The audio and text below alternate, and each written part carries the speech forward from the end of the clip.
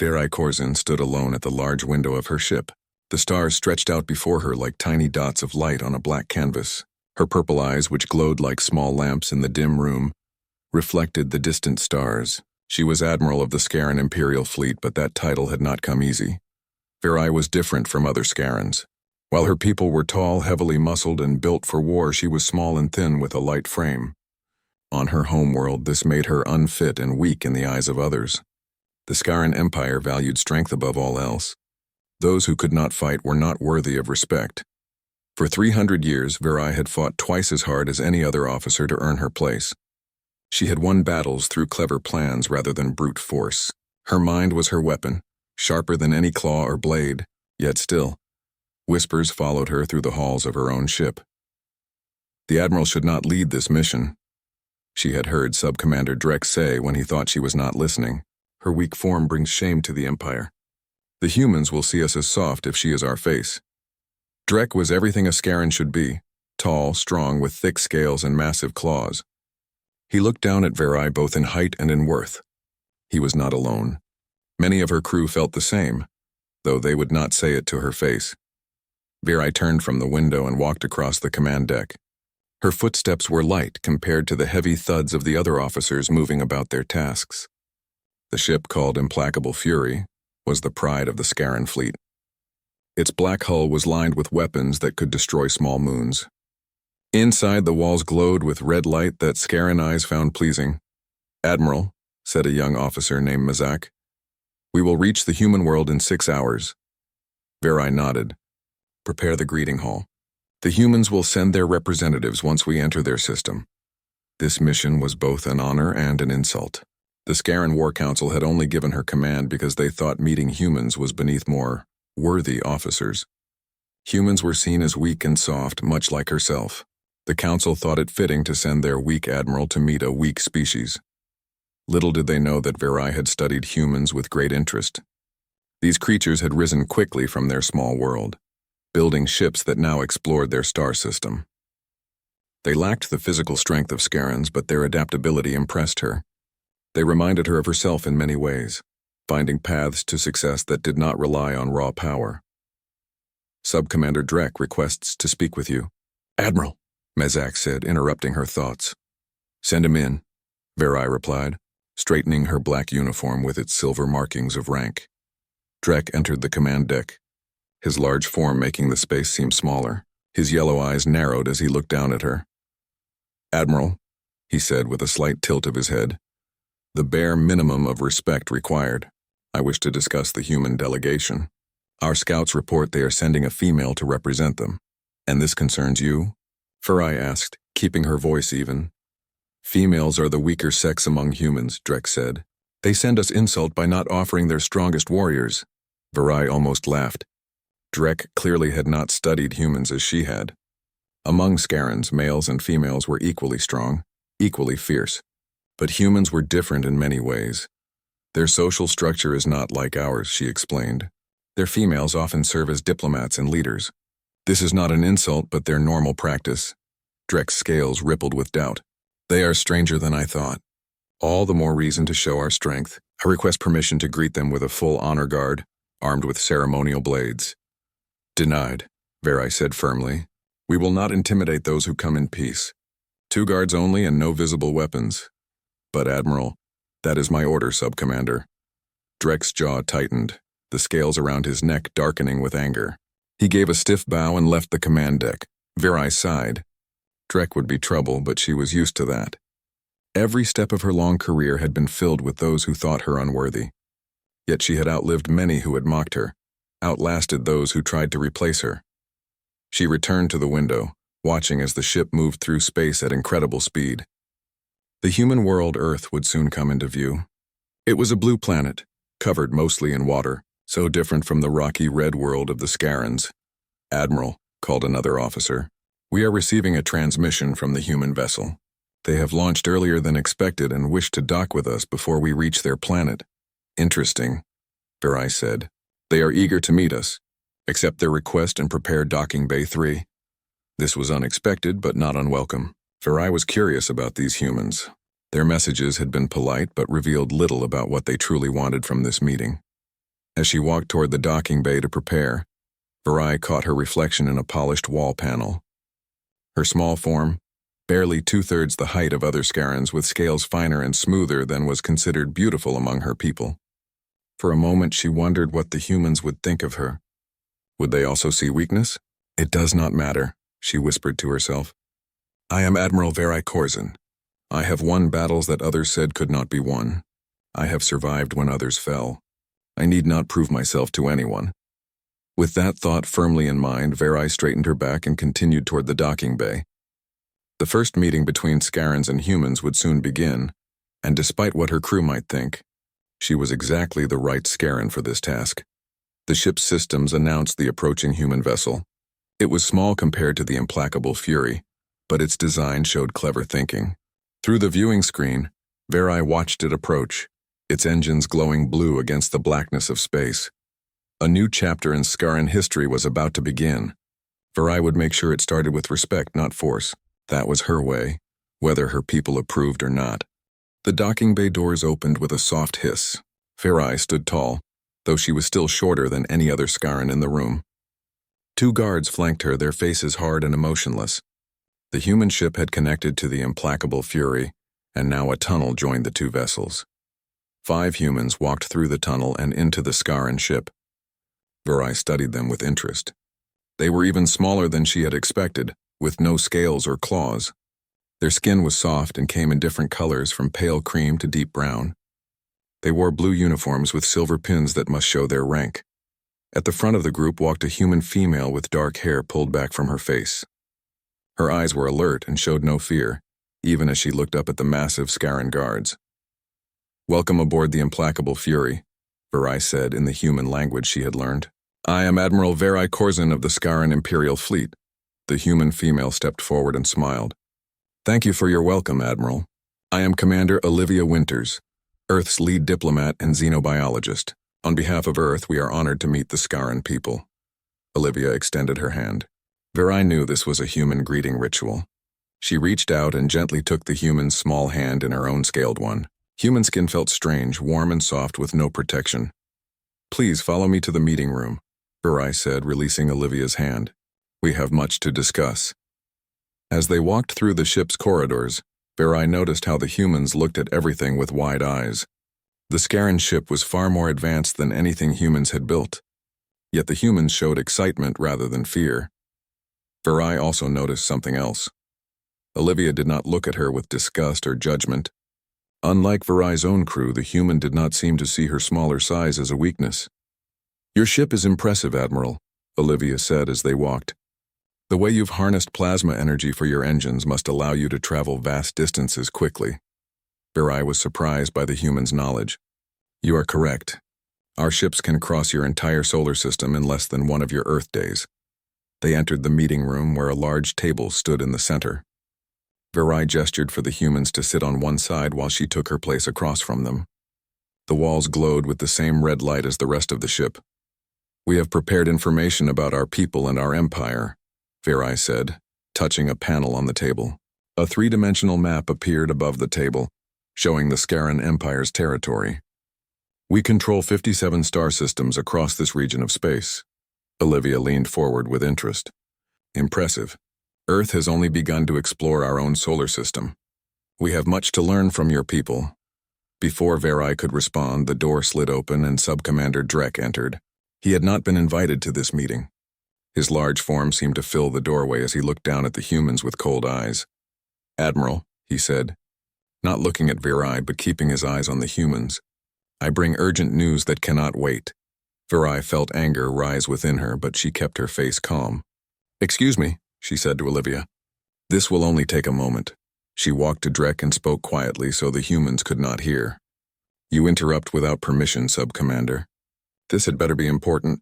Drek leaned down, his voice low. Our long-range scanners have detected a harvester fleet moving toward this system. They will arrive in less than 2 days. Virai's anger turned to ice in her veins. The harvesters were the most dangerous enemy the Scaran Empire had ever faced. They were a species that lived only to consume and destroy. 17 Scaran colonies had been lost to them over the centuries. Are you certain? She asked. Yes, Admiral. The fleet includes a queen ship. They are coming for Earth. Bear looked back at the humans who waited patiently at the table. They had no idea of the danger approaching their world. Earth had never encountered the harvesters and had no defenses that could stop them. "We will continue this discussion later," she said to Drek. "Return to your post and monitor the harvester fleet. Tell no one else yet?" Drek gave a stiff bow and left. Farai returned to the table, her mind racing with this new information. "Is everything all right, Admiral?" Olivia asked, her eyes sharp and observant. Farai made a quick decision. Hiding the truth would not help anyone. "No, Commander Winters. I have just received news that affects both our peoples. A hostile species known as the Harvesters is approaching your solar system. They will reach Earth in less than 2 days." The human delegation exchanged worried glances. Olivia's face grew serious. "Who are these Harvesters? What do they want?" "They are a hive species that consumes all resources from a planet, leaving nothing alive," Farai explained. "They have destroyed many worlds, including 17 of our colonies. They are not open to communication or peace. They only destroy." Instead of showing fear, Olivia's face hardened with determination. "Then we must prepare to defend Earth. What can you tell us about their weaknesses? How do we fight them?" Farai was impressed by the humans' quick shift to action. "The Scaran Empire has fought the Harvesters for centuries.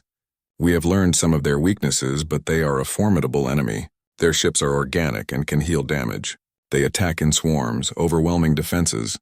Will your ship help us?" Olivia asked directly.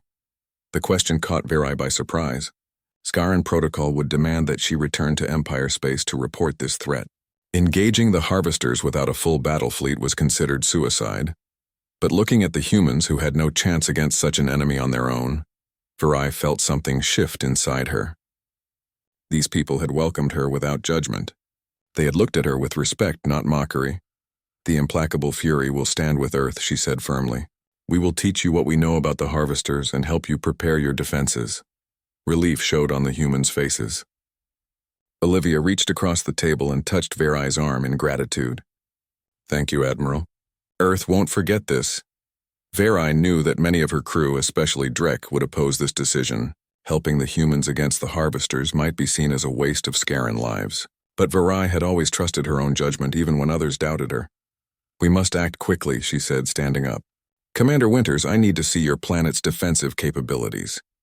We have little time to prepare." As they left the meeting room to begin planning, Farai noticed how the human walked beside her as an equal, not behind her as most Scarans would expect. There was something refreshing about that. Perhaps these humans would prove to be valuable allies, not just in the coming battle, but beyond. The first wave of Harvester ships broke through Earth's outer defenses like they were nothing. The small human vessels fought bravely, but they were outmatched by the alien technology. Farai watched from the command chair of the implacable fury, her mind racing through possible strategies. "Their attack pattern is different from what we've seen before," she said, studying the movements on the main screen. "They're adapting to Earth's defenses faster than expected." Olivia stood beside her, communicating with Earth's military leaders through a device attached to her ear. "Earth's missiles are having minimal effect. They're asking for guidance." Farai made a quick decision. Tell them to stop direct attacks. Have them focus on defensive positions around their major cities. The implacable fury will engage the main Harvester fleet. Sub-Commander Drek, who stood at the weapon station, turned with disbelief. "Admiral, we cannot take on the entire Harvester fleet alone. Even our ship has limits." "We will not fight them directly," Farai explained. "We will draw them away from Earth, make them follow us deeper into the system." Understanding dawned on Olivia's face. "You want to use the gravity of other planets to slow them down and split their forces." "Exactly," Farai confirmed. "Harvesters communicate through a hive mind. If we can separate them from the Queen ship, the smaller vessels become less coordinated." Drek did not look convinced, but he returned to his station without further argument.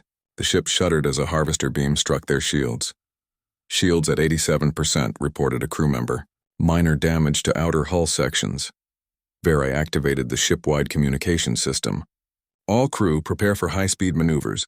Weapons, target the smallest Harvester ships first. Engine room, I need maximum power." The implacable fury surged forward, its weapons firing with precision at the approaching Harvester vessels. 3 of the smaller enemy ships exploded under the barrage, but more took their place. "They're following us," Olivia reported, watching the tactical display. Earth's forces are reporting the harvesters are breaking off their attack on the planet. Good, Virai said. Now we need to lead them through the asteroid field between the 4th and 5th planets. The ship accelerated away from Earth, with the harvester fleet in pursuit. Virai guided her ship through a dangerous dance, using celestial bodies as cover and obstacles for their enemies. Admiral, Drek called out, the Queen ship is not following the same path. It's maintaining a direct course that will bring it back to Earth in 3 hours. This was unexpected. The Queen usually stayed with her fleet. Virai studied the tactical display, searching for a solution. We need to split our strategy, she decided. Drek, you will continue leading the main fleet away with the implacable Fury. I will take a strike team on our fastest shuttle to deal with the Queen ship. The bridge fell silent. What Virai suggested was unheard of in Scaran tactics. Admirals did not leave their ships during battle. That is against protocol, Drek said stiffly. And a shuttle cannot hope to damage a Queen ship. We won't attack it directly, Virai explained. Queen ships have a specific vulnerability. Their navigation systems are located in an external node that can be accessed through maintenance tunnels. If we can plant explosives there, we can disable the ship. How do you know this? Drek demanded. Because I studied the debris from the Queen ship destroyed at the Battle of Corvus Prime, Virai replied. Information that most admirals ignored because it required a small team rather than a glorious frontal assault. Before Drek could argue further, Olivia stepped forward. I'm coming with you. Virai looked at her with surprise. This will be extremely dangerous. I'm smaller than any Scaran, Olivia pointed out. Those maintenance tunnels you mentioned, I can move through them faster than your people. You need me. Looking at the determined human, Virai knew she was right. Very well. Drek, you have command of the implacable Fury. Continue with the plan to divide the harvester fleet. Yes, Admiral, he replied, though his tone suggested he thought this was a suicide mission. Virai and Olivia hurried to the shuttle bay, gathering a small team of 4 Scaran soldiers who were loyal to Virai. As they prepared to board the shuttle, one of the soldiers, a female named Tarek, approached Virai. The others think we will not return, she said quietly. But I have served with you for 60 years, Admiral. I have seen you succeed when others would have failed. Thank you, Tarek, Virai replied. Your faith is not misplaced. The shuttle launched from the implacable Fury, its smaller size allowing it to slip past the harvester ships that were focused on the larger Scaran vessel. Virai piloted the craft herself, using her centuries of experience to avoid detection. The Queen ship has a blind spot near its rear propulsion units, she explained as they approached the massive harvester vessel. We will dock there and enter through a maintenance hatch. Olivia studied the alien ship through the shuttle's viewport. The harvester Queen ship was unlike anything humans had built. It looked partially organic with sections that pulsed like a living thing. It's alive, she whispered. Partially, Virai confirmed. Harvester technology merges biological and mechanical components. It makes their ships harder to destroy but creates specific weaknesses. With expert precision, Virai guided the shuttle into position beneath the Queen ship. The docking procedure was tense but successful. They attached to a small hatch that the massive ship's sensors would likely ignore. From here, we move quickly and silently, Virai instructed her team. The Queen can sense intruders if we alert the ship's defense systems. They entered the harvester vessel, finding themselves in dark, humid corridors that felt more like the inside of a living creature than a ship. The walls pulsed with an eerie blue light and strange sounds echoed through the passageways. This way, Virai whispered, leading them through the labyrinthine interior. She moved with confidence, following a mental map based on the information she had studied. Twice they had to hide as harvester drones, insect-like creatures that served as the ship's crew, passed by. The drones didn't notice them, focused on their tasks. The navigation node should be through here, Virai said, pointing to a narrow tunnel that branched off from the main corridor. This is where we need your help, Commander Winters. Olivia examined the tunnel. It was barely wide enough for a human to crawl through, much too small for a Scaran. What am I looking for? She asked. A cluster of blue-green organs connected to mechanical components, Virai explained, handing her a small explosive device. Place this in the center of the cluster and activate it, then get out immediately. Olivia took the device and nodded. Without hesitation, she began crawling into the narrow tunnel. Virai watched her disappear into the darkness, feeling a strange twist of worry in her chest. Minutes passed in tense silence. The Scaran soldiers kept watch, their weapons ready. Finally, Olivia's voice came through their communication devices. "I found it. Placing the explosive now." Another minute passed. "Device activated. I'm coming back out." Relief flooded through Virai. But before Olivia could reach them, an alarm blared throughout the ship. The walls pulsed with angry red light. "They've detected the device," Virai said urgently. "We need to get back to the shuttle now." Olivia emerged from the tunnel, covered in a strange blue fluid but unharmed. "How long until it detonates?" 10 minutes, Virai replied. "We need to be far away by then." They ran back through the corridors, no longer worried about stealth. Twice they encountered harvester drones and had to fight their way through. The Scaran soldiers proved their worth, protecting both Virai and Olivia. When they finally reached the shuttle, warning signals filled the Queen ship. They detached from the massive vessel and accelerated away as fast as the shuttle's engines could manage. 5 minutes to detonation, Virai announced, pushing the shuttle to its limits. Behind them, the Queen ship had begun to turn, recognizing the threat too late. It tried to pursue them, but the shuttle was faster and more maneuverable. 3 minutes. Olivia sat beside Virai in the co-pilot seat, helping monitor systems. "The Queen is still following us. Will we be clear of the blast radius?" "We should be," Virai said, though she wasn't entirely certain. The shuttle shuddered as a harvester energy beam grazed their hull. 1 minute. They watched the countdown on the shuttle's display. When it reached 0, there was a moment of eerie silence. Then a massive explosion bloomed from within the Queen ship. The navigation node had been destroyed, and with it, the ship's ability to control itself.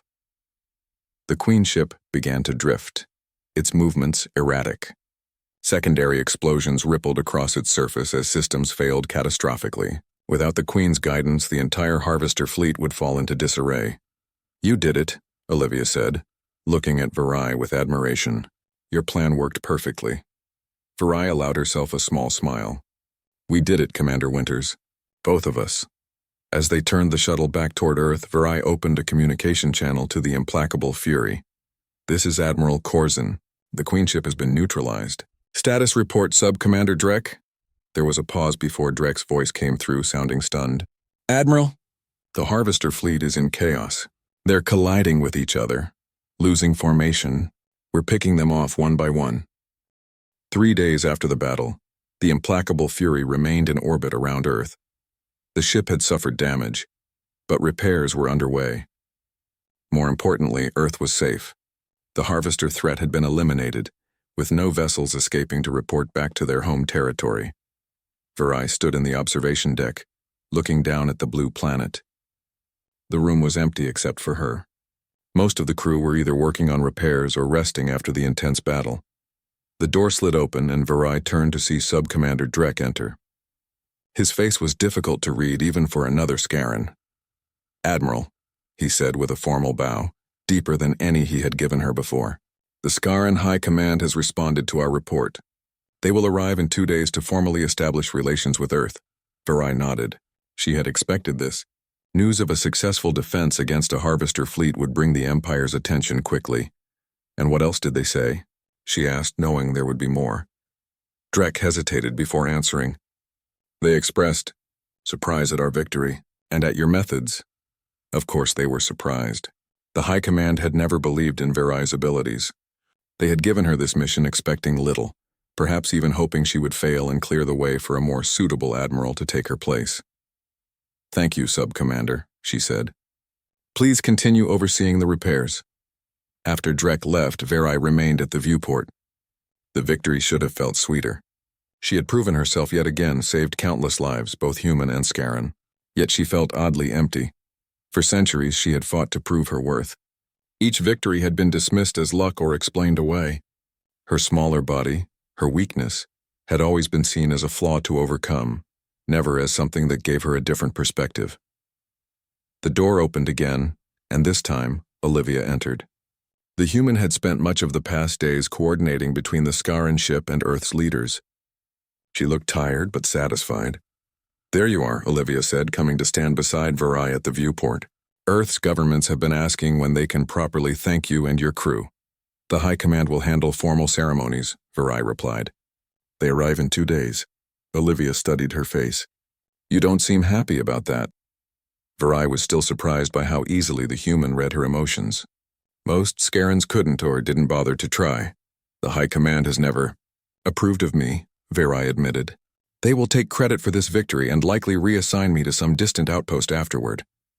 That's ridiculous, Olivia said, sounding genuinely angry. You saved Earth. Your strategy was brilliant. Without you, both our worlds would be facing a larger harvester invasion now. Virai gave a small, bitter smile. By Scaran standards, I am defective. My body is wrong. My methods are unorthodox. Success does not change those facts in their eyes. Olivia shook her head in disbelief.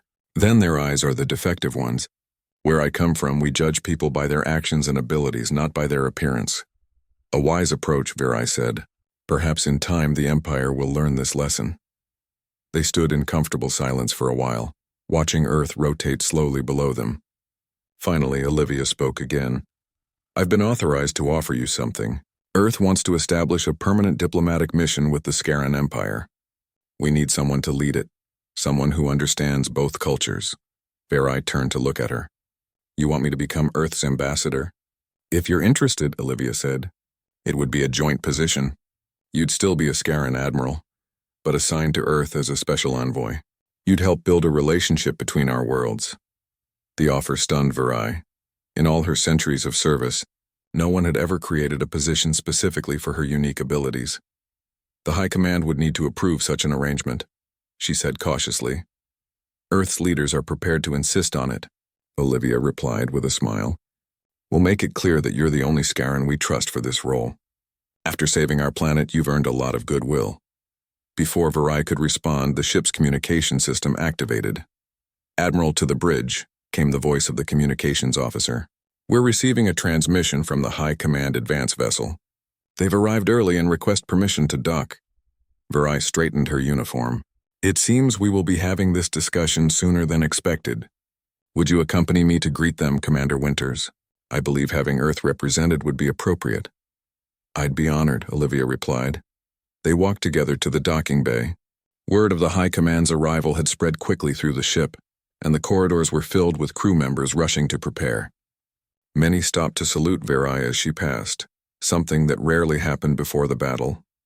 When they reached the docking bay, Virai found it already filled with officers lined up in formal rows. At the front stood Drek and the other senior staff. The massive doors opened to reveal a Scaran shuttle connecting to the ship. 3 figures emerged from the shuttle. In the center walked War Master Krozak, the head of the High Command and the most decorated warrior in the Empire. He stood nearly twice Virai's height, his scales bearing the deep red color that only came with extreme age. On either side of him walked his personal guards, even larger and more heavily armed. Virai stepped forward and gave the formal bow required for his rank. War Master Krozak, the implacable fury, welcomes you aboard. Krozak's ancient eyes studied her for a long moment. Then, to the shock of everyone present, he bowed in return. Not the slight nod due to an admiral, but a full warrior's bow of respect. Admiral Corzin, he said, his voice deep and gravelly with age. The Empire honors your victory against the Harvesters. Murmurs of surprise rippled through the assembled crew. Virai maintained her composure, though she was as shocked as anyone. Thank you, War Master. May I present Commander Olivia Winters of Earth, who fought beside us against the Harvester threat. Krozak turned his attention to the human, who looked tiny beside the ancient Scaran warrior. Commander Winters, your planet has proven its courage. The Empire acknowledges Earth as a worthy ally.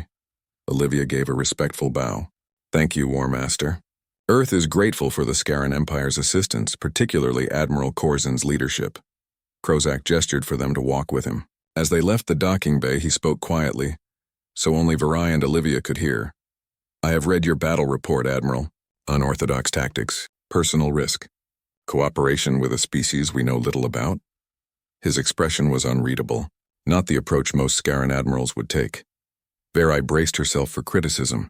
The situation required adaptation, War Master. To her surprise, Krozak made a sound that might have been a laugh. Indeed it did, and you adapted brilliantly. He stopped walking and turned to face her directly.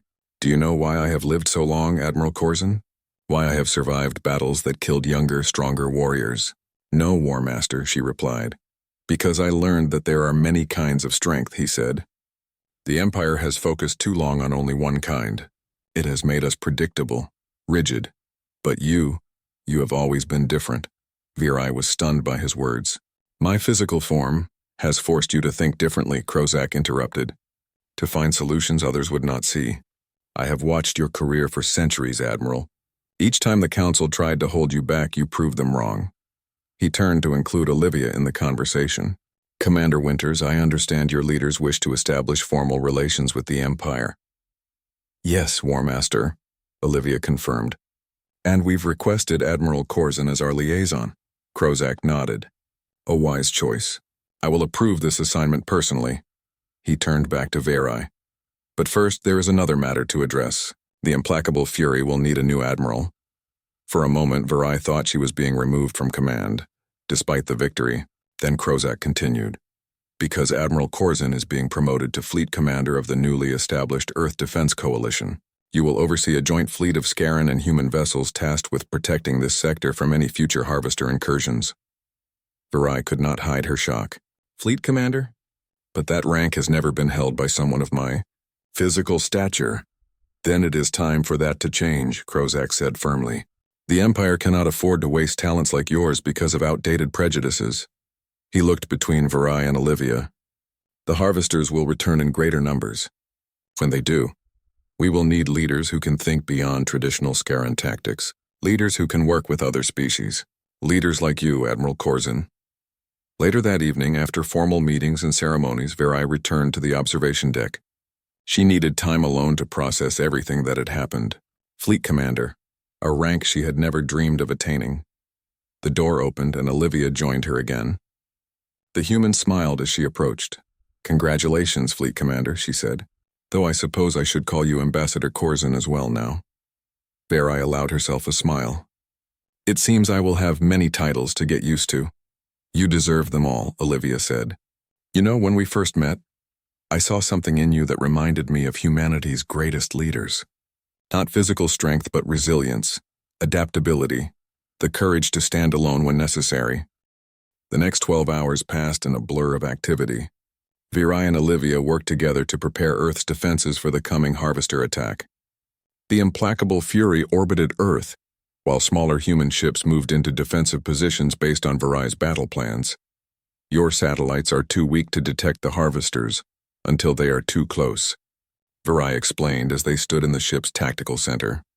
A three-dimensional map of Earth's solar system floated in the air before them. We will position our sensors to give you more warning time. Olivia nodded, taking notes on a small device. Despite the stress, the human remained calm and focused. What about our weapons? Will they be effective against Harvester ships? Your nuclear missiles can damage their smaller vessels, but not their main ships, Virai said. We will share targeting data with your military to help you hit vulnerable points. As they worked, Virai noticed how easily Olivia adapted to new information. The human asked smart questions and offered creative ideas. There was no hint of the arrogance that Scaran officers often showed. Commander Winters, Virai said during a brief break, you do not seem surprised by the existence of hostile aliens. Most species panic when they first learn they are not alone in the universe. Olivia smiled tiredly. Humans have always expected both the best and worst from the stars. Our stories are full of friendly aliens and terrible invaders. I think we've been mentally preparing for this moment for centuries. Before Virai could respond, the door to the tactical center slid open. Subcommander Drek entered, followed by 4 armed Scaran guards. His yellow eyes were cold as he looked at Virai. Admiral Corzin, he said formally. I must speak with you. Alone. Virai nodded to Olivia, who stepped away to give them privacy. Once the human was out of earshot, Drek spoke in their native language. You dishonor the Empire by risking our ship for these humans, he said, his voice low and angry. We should return to our space and bring a proper battle fleet. By then, Earth would be destroyed, Virai replied calmly. The Harvesters would consume this world and grow stronger. Drek's scales rippled with frustration. That is not our concern. These humans are not part of the Empire. Their fate is not ours to decide. I have made my decision, Sub-Commander, Verai said firmly. The implacable fury will stand with Earth. For a moment, tension filled the air between them. Then Drek gave a stiff bow. As you command, Admiral, but the crew deserves to know the risk you are forcing them to take. After he left, Olivia returned to Verai's side. Is everything okay? He seemed upset. Not everyone agrees with my decision to help Earth, Verai admitted, but it is still my ship and my command. Olivia studied her face with those observant eyes. Why did you decide to help us? You could have left. The question made Verai pause. Why had she chosen to stay? It wasn't just strategy or duty. Your people did not judge me for being different, she said finally. That is rare in my experience. Understanding showed in Olivia's expression. You mean because you're smaller than other Scarans? Does that matter to your people? More than you know, Verai said quietly. The Scaran Empire values physical strength above all. I have spent centuries proving my worth despite my weak body. That seems short-sighted, Olivia said. On Earth, we learned long ago that diversity makes us stronger. Different bodies, different minds. They all bring unique perspectives and abilities. Before Verai could respond, an alarm blared through the ship. A young officer rushed into the tactical center. Admiral, the Harvester fleet has accelerated. They will arrive in 6 hours, not 24 as we predicted. Verai moved quickly to the command console. Send the alert to all Earth defense stations. Prepare the ship for battle. As the officer rushed to carry out her orders, Verai turned to Olivia. You should return to Earth while you can. The implacable fury will be the Harvester's primary target once battle begins. Olivia shook her head firmly. My place is here. I'm the link between your ship and Earth's forces. Besides, I might see something you miss. Different perspective, remember? Verai felt a new respect for the human's courage. Very well. But stay close to me during the battle. Over the next few hours, tension built throughout the ship. The crew prepared weapons and shields for the coming fight. Verai sensed the doubt among them, not just about facing the Harvesters, but about her leadership. As she walked the corridors to inspect preparations, she overheard 2 officers talking when they thought she couldn't hear. Drek says she's risking all our lives for these soft skins, one said quietly. Says it's because she feels kinship with their weakness. We should have a real Scaran leading us, not this runt, the other replied. My sister serves on the Emperor's wrath. Their admiral would never waste Scaran lives defending aliens. Verai continued walking, not revealing that she had heard them. Such words were nothing new to her, but for some reason they stung more now, with the Harvesters approaching and so many lives at stake. She returned to her private quarters for a moment of quiet before the battle. The room was small and simple, unlike the lavish chambers that most admirals enjoyed. Verai had never seen the point of such luxury. A soft knock at her door surprised her. When she opened it, Olivia stood there with 2 cups of steaming liquid. I brought you some coffee, the human said. It's what we drink before important events. It helps you stay alert. Verai accepted the cup, touched by the simple gesture. Thank you. Please come in. Olivia entered and looked around the sparse room. You know, on Earth there was a famous admiral named Nelson. He was small for a military leader, and had lost an arm and an eye in previous battles. Many thought he was unfit to command. What happened to him? Verai asked, sipping the bitter but pleasant human drink. He won the most important naval battle in my country's history, Olivia said with a smile. His understanding of strategy and his unconventional thinking defeated a much larger enemy fleet. Verai understood why Olivia was telling her this story. And did his people respect him despite his physical differences? They revered him. He's still considered one of our greatest military leaders centuries later. Olivia looked directly at Verai. Size and strength aren't everything. Sometimes the greatest warriors win with their minds, not their bodies. Before Verai could respond, the ship's alert system activated. Admiral to the bridge. Harvester vessels detected entering the system. Both of them rushed from the room, hurrying through corridors now filled with Scaran crew members moving to battle stations. When they reached the bridge, the main screen showed multiple red dots approaching Earth. The Harvester fleet has arrived, announced the sensor officer. 27 ships, including 1 Queen ship. Verai took her command seat and activated the communication system. This is Admiral Corzin to all Earth Defense Forces. The enemy has arrived. Prepare to engage according to Battle Plan Alpha. She looked at the approaching enemy fleet and then at the human who stood beside her chair. The next few hours would determine the fate of Earth and everyone on the implacable Fury. "Are you ready, Commander Winters?" she asked. Olivia nodded, her face set with determination. "Ready, Admiral. Let's show them what happens when they threaten Earth." Virai turned back to the screen, feeling a strange new confidence. "All weapon systems online. Shields at maximum. Begin approach vector." The battle for Earth was about to begin,